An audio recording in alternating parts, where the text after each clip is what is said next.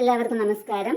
നാം ഇന്ന് നോക്കാൻ പോകുന്നത് 2ാം ക്ലാസ് ഗണിതത്തിൻ്റെ ഓണപരീക്ഷയ്ക്കുള്ള ഒരു മോഡൽ ക്വസ്റ്റ്യൻ പേപ്പറാണ്.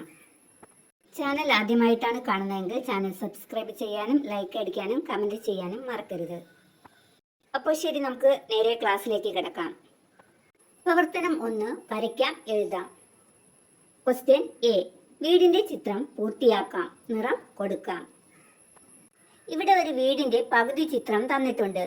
ബാക്കി പകുതി ഭാഗം തന്നിട്ടുള്ള രീതിയിൽ സ്കെയിൽ ഉപയോഗിച്ച് വരച്ച് യോജിപ്പിക്കുക. എന്നിട്ട് നിറം നൽകുക. നിങ്ങൾക്ക് ഇഷ്ടമുള്ള നിറം നൽകി വീടിനെ മനോഹരമാക്കി മാറ്റുക. അതിൽ തന്നെയുള്ള ചോദ്യം ക്വസ്റ്റ്യൻ ബി, എണ്ണി എഴുതാം. ഇവിടെ നോക്കൂ, വിവിധ രൂപങ്ങൾ ചേർന്ന് ഒരു പെൺകുട്ടിയുടെ രൂപമാണ് ഇവിടെ തന്നിട്ടുള്ളത് അല്ലേ? ഏതൊക്കെ രൂപങ്ങളാണ് ഇതിൽ ചേർന്നിട്ടുള്ളത്? വൃത്തം, ചതുരം, ത്രികോണം അല്ലേ?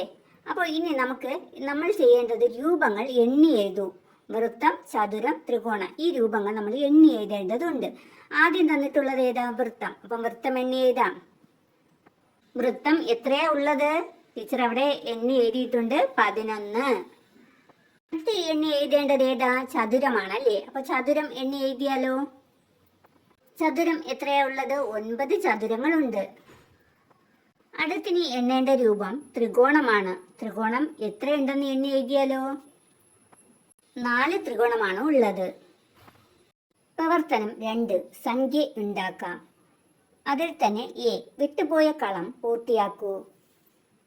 ഇതിൽ 5 ചോദ്യങ്ങളുണ്ട്. അതിൽ എ, ക്വസ്റ്റ്യൻ നമ്പർ എ, അതിലെ ആദ്യ കളത്തിൽ വരുന്നത് 3 10കളാണ് അല്ലേ?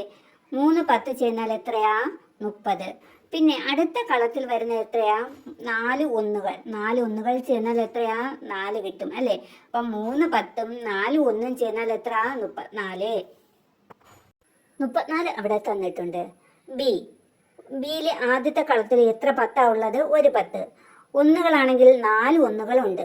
അപ്പോൾ 1 10ഉം 4 1കളും ചേർന്നാൽ 14. 1 10ഉം 4 1കളും ചേർന്നാൽ 14. സി, ആദ്യത്തെ കളത്തിൽ 2 10കളുണ്ട്. 2 10ഉം പിന്നെ എത്രയോ ഒന്നുകളും ചേർന്നാൽ 23 കിട്ടും അല്ലേ? അപ്പോൾ എത്ര ഒന്നുകൾ വേണം? 2 10 ചേർന്നാൽ എത്ര? 20. അപ്പം ഇനി എത്ര ഒന്നുകൾ വേണം? 3 ഒന്നുകൾ കൂടി ചേർന്നാൽ എത്ര കിട്ടും? 23 കിട്ടും. 2 10ഉം 3 ഒന്നുകളും ചേർന്നാൽ 23. ഡി, 10 വരുന്ന കളം ഒഴിഞ്ഞു കിടപ്പുണ്ട് അല്ലേ? പക്ഷെ ഒന്നുകൾ വരുന്നിട്ട് എത്ര ഒന്നുകളുണ്ട്? 4 ഒന്നുകളുണ്ട്. ഉത്തരമായിട്ട് വന്നിട്ടുള്ളത് 44. അപ്പം 4 ഒന്നുകളോട് എത്രയോ 10കൾ ചേർന്നാൽ 44 കിട്ടും. എത്ര 10കൾ വേണം? 4 10കൾ. 4 10ഉം 4 ഒന്നുകളും ചേർന്നാൽ 44 കിട്ടും. ഈ നോക്കൂ, 10ന്റെ കളം ഒഴിഞ്ഞു കിടപ്പുണ്ട്. 6 ഒന്നുകളുണ്ട്. 1 വരുന്ന കളത്തിൽ 6 ഒന്നുകളുണ്ട്. ഉത്തരമായിട്ട് വരുന്നത് 36ആണ്. അപ്പോൾ 6 ഒന്നിനോട് എത്രയോ 10കൾ ചേർന്നാൽ 36 കിട്ടണം. എത്ര 10 കൂടെ ചേരണം? 3 10. 3 10ഉം 6 ഒന്നുകളും ചേർന്നാൽ 36 കിട്ടും. ഈ പ്രവർത്തനത്തിൽ തന്നെ വരുന്ന ചോദ്യമാണ് ബി. ഈ സംഖ്യകളെ നമുക്ക് കിട്ടിയ ഉത്തരങ്ങളുണ്ടല്ലോ, ഈ ഉത്തരങ്ങൾ എന്താണ്? ഈ സംഖ്യകളെ ചെറുതിൽ നിന്ന് വലുതിലേക്ക് എഴുതൂ. ചെറിയ സംഖ്യയിൽ നിന്ന് വലിയ സംഖ്യകളിലോട്ട് എഴുതാനാണ് പറഞ്ഞിട്ടുള്ളത്. നമുക്ക് കിട്ടിയ സംഖ്യകൾ ഏതൊക്കെയായിരുന്നു? 34, 14, 23, 44, 36. അപ്പോൾ ചെറുതിൽ നിന്ന് വലുതിലോട്ട് എഴുതുമ്പോൾ 14, 23, 34, 36, 44 എന്നിങ്ങനെ കിട്ടും. പ്രവർത്തനം 3, ഞാനാര്. ഞാൻ ആരെന്ന് ചെടിച്ചട്ടിയിൽ എഴുതൂ. എന്നെക്കുറിച്ച് പൂക്കളിൽ എഴുതുകയും വേണം. നോക്കൂ മക്കളെ, ഈ ചെടിച്ചട്ടിയിലെ ഓരോ പൂക്കളും ഏതോ ഒരു സംഖ്യയെ പറ്റി പറയുകയാണ്, വിവിധ രീതിയിൽ പറയുകയാണ്. അപ്പോൾ ആ സംഖ്യ ഏതാണെന്ന് നാം കണ്ടെത്തുകയും വിവിധ രീതിയിൽ ഒഴിഞ്ഞ പൂക്കളിൽ നാം എഴുതുകയും വേണം. 36നേക്കാൾ 4 കുറവ് എത്രയാ? 36ൽ നിന്ന് 4 മാറ്റിയാൽ എത്ര? 32. അപ്പോൾ 31നും 33നും ഇടയിൽ ഏത് സംഖ്യ വരുന്നത്? 31നും 33നും ഇടയിൽ 32. അടുത്ത് അപ്പോൾ സംഖ്യ ഏതാണെന്ന് മനസ്സിലായല്ലോ? 32ആണ് അല്ലേ? നമ്മൾ കണ്ടെത്തേണ്ട സംഖ്യ 32ആണ്. അത് 30നേക്കാൾ 2 കൂടുതൽ. 30നോട് 2 കൂട്ടിയാൽ എത്ര? 32. 10 + 10 + 10 + 2. 3 10ഉം 1 2ഉം എത്ര? 32. 32നെ നമുക്ക് ചെടിച്ചട്ടിയിൽ എഴുതാം. ഇനി നാം ചെയ്യാനുള്ളത് 32നെ വിവിധ രീതിയിൽ ഒഴിഞ്ഞ കളങ്ങളിൽ എഴുതാനുണ്ട്. അത് എഴുതിയാലോ? 32 ഒന്നുകൾ എത്രയാ? 32 ഒന്നുകൾ ചേർന്നാൽ 32 അല്ലേ? അപ്പോൾ അത് എഴുതാം. അടുത്ത് എഴുതാം 3 10ഉം 2 1ഉം. 3 10ഉം 2 ഒന്നുകളും ചേർന്നാൽ 32 കിട്ടും. അടുത്ത് എഴുതാം 20 + 12. 20നോട് 12 കൂട്ടിയാൽ 32 കിട്ടും. ഇനി ഒരു ഒഴിഞ്ഞ പൂ കൂടി ഉണ്ട്. അവിടെ 32നെ നമുക്ക് എങ്ങനെ എഴുതാം നോക്കാം. 16ന്റെ ഇരട്ടി. 2 16കൾ ചേർന്നാൽ എത്ര? 32. 16 + 16 അതാണ് 16ന്റെ ഇരട്ടി. പ്രവർത്തനം 4 കണ്ടെത്താം, എഴുതാം. ചോദ്യം എ. അടുത്തടുത്ത സംഖ്യകളിൽ വിട്ടുപോയവ എഴുതി ചേർക്കാം. ഇവിടെ തന്നിരിക്കുന്ന സംഖ്യ നോക്കാം. 99, 100, 101. അടുത്ത ലോറിയിൽ എന്താ എഴുതിയിരിക്കുന്നത്? 121 മാത്രം. അപ്പം 121ന് മുമ്പേയുള്ള സംഖ്യയില്ല, അതിന് ശേഷമുള്ളതും ഇല്ല. അപ്പം 121ന് മുമ്പേ ഉള്ളത് ഏതാ? 120. 121ന് ശേഷം വരുന്നത് 122. മൂന്നാമത്തെ ലോറിയിൽ വരുന്ന സംഖ്യ ഏതാണെന്ന് നോക്കാം. 150 ഉണ്ട്, 51 ഉണ്ട്. അപ്പോൾ 50ന് മുമ്പേ ഉള്ള സംഖ്യയില്ല.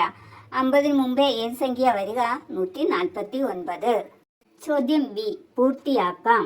ഇവിടെ 2 പാറ്റേൺ തന്നിട്ടുണ്ട്. അതിൽ ഒന്നാമത്തത് 110, 120, 130. പിന്നെ ഏത് വരും? 140, 150. അതായത് 10 വീതം കൂടി കൂടി വരുന്നു. രണ്ടാമത്തെ പാറ്റേൺ നോക്കാം. 160, 150, 140. ഇത് എങ്ങനെയാണ് വരുന്നത്? 10 വീതം കുറഞ്ഞു കുറഞ്ഞാണ് വരുന്നത് അല്ലേ? അപ്പം 160ൽ നിന്ന് 10 കുറഞ്ഞ് 150 ആയി. 150ൽ നിന്ന് 10 കുറഞ്ഞ് 140 ആയി. 140ൽ നിന്ന് 10 കുറഞ്ഞ് എത്ര വരണം? 130. 130ൽ നിന്ന് 10 കുറഞ്ഞ് എത്ര വരണം? 120. പ്രവർത്തനം 5 വരച്ച് ചേർക്കാം. എ.